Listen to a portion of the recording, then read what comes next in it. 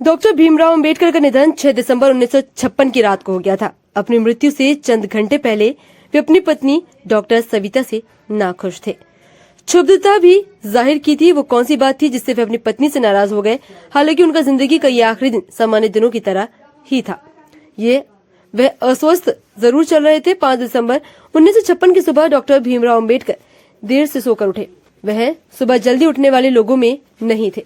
16 वर्षों से उनके सहायक रहे नानक चंदू रत्तू दिल्ली स्थित उनके सरकारी आवास पर आ चुके थे और उनके उठने का इंतजार कर रहे थे। उनके जागने के बाद उन्होंने दफ्तर जाने की इजाजत मांगी। अब घर पर रह गई पत्नी सविता डॉक्टर और डॉक्टर मालवनकर मुंबई से उनके स्वास्थ्य की जांच के लिए अक्सर आते रहते थे। उस दिन भी आए हुए थे। दोपहर में सविता और डॉक्टर मालवनकर सामानों की खरीदारी के लिए बाजार चले गए। घर लौटने में देर हो गई। अंबेडकर घर पर ही मौजूद थे। जब शाम 6 बजे रत्तू ऑफिस से वापस लौटे तब श्रीमती अंबेडकर बाजार से नहीं लौटी थी। अंबेडकर इस बात पर नाराज थे। उन्हें लग रहा था कि उनका ध्यान नहीं रखा जा रहा है।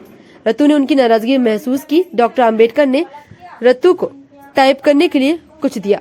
जिसे ही रत्तू ने लौटाने वाले थे तभी श्रीमती अंबेडकर लौट आईं। डॉक्टर अंबेडकर गुस्से पर काबू नहीं रख सके। वे उनके घर में घुसते ही नाराज हो गए। उन्होंने कुछ सख्त बातें कही। वह आमतौर पर यही थी कि अगर उनका स्वास्थ्य ठीक नहीं तो वह इतनी देर के लिए क्यों बाहर चली जाती हैं।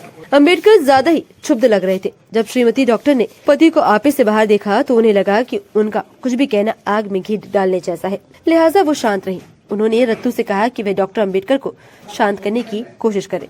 उसी रात करीब 8 बजे जैन मतावलंबियों का एक प्रतिनिधिमंडल तय समय के अनुसार उनसे मिला। अंबेडकर को महसूस हो रहा था कि वे आज मिलने की स्थिति में नहीं है। लिहाजा मुलाकात को अगले दिन के लिए टाल दिया जाए। क्योंकि वो लोग आ चुके थे तो उन्हें लगा कि अब मिल लेना चाहिए। फिर रत्तू के कंधे पर हाथ रखकर वापस ड्राइंग रूम में लौटे। सोफे की निढाल हो गई। आंखें बंद थी। कुछ मिनटों पर शांति पड़ती रही। जैन नेता उनके चेहरे की ओर देखे जा रहे थे। फिर अंबेडकर ने सिर हिलाया। कुछ देर बातचीत की। बौद्धिज्म और जैनिज्म को लेकर सवाल पूछे। प्रतिनिधि मंडल ने बुध पर एक किताब भेंट की। वास्तव में वे उन्हें अगले दिन के लिए समारोह में आमंत्रित करने के लिए आए थे। डॉक्टर अंबेडकर ने आमंत्रण स्वीकार कर लिया। भरोसा दिलाया कि अगर स्वास्थ्य अनुमति देता तो वह जरूर आएंगे। जब वह जैन प्रतिनिधि मंडल से बात कर रहे थे तभी डॉक्टर मालवनकर ने उनका चेकअप किया। इसके बाद वह मुंबई रवाना हो गए। जैन प्रतिनिधि मंडल के जाने के बाद रत्तू ने उनके पैर दबाए। डॉक्टर अंबेडकर ने सिर पर तेल लगाने को कहा। अब वह कुछ बेहतर महसूस कर रहे थे। अचानक रत्तू के कानों में गाने की आवाज आने शुरू हो गई। अंबेडकर आंखें बंद करके गा रहे थे। उनके दाएं हाथ की उंगलियां सोफे पर थिरक रही थी। डॉक्टर अंबेडकर बुद्धम शरण गच्छामी को पूरी तन्मयता से गा रहे थे। उन्होंने इसी गाने का रिकॉर्ड रेडियोग्राम पर बजाने के लिए कहा। साथ ही रत्तू से कुछ किताबें द बुद्धा एंड द धम्मा का परिचय और भूमिका लाने को कहा। उन्होंने सबको अपने बिस्तर की बगल में टेबल पर रखा। कुछ समय बाद रसोइया सुदामा खाना तैयार होने के बाद बताने आया। अंबेडकर ने कहा कि वे केवल थोड़े चावल खाएंगे और कुछ भी नहीं। खाने के बाद वे फिर कमरे में आए। वहाँ कुछ देर तक कबीर का गाना सुना। चल कबीर तेरा भव सागर। देर तक बुदबुदाते रहे।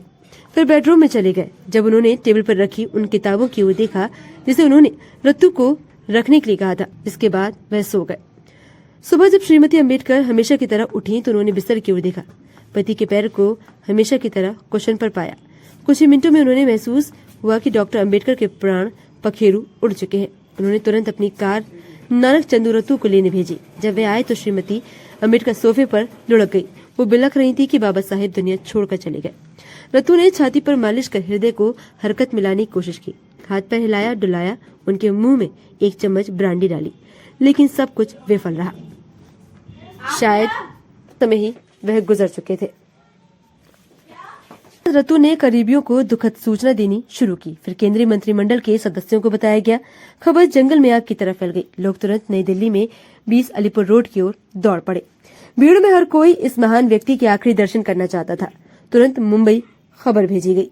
बताया गया कि उसी रात में उनका पार्थिव शरीर मुंबई लाया गया जहां बौद्ध रीति रिवाजों से उनका अंतिम संस्कार किया गया।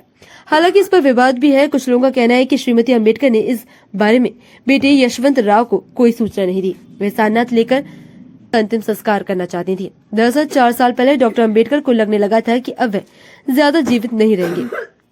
इस बारे में उन्होंने अपने खास सहायक बाबूराव गायकवाड़ को पत्र भी लिखा था कि वे ऐसी घटना की तैयारी पहले से करके रखे हैं। मुंबई में चौपाटी में हजारों लोगों ने उनके अंतिम संस्कार में हिस्सा लिया।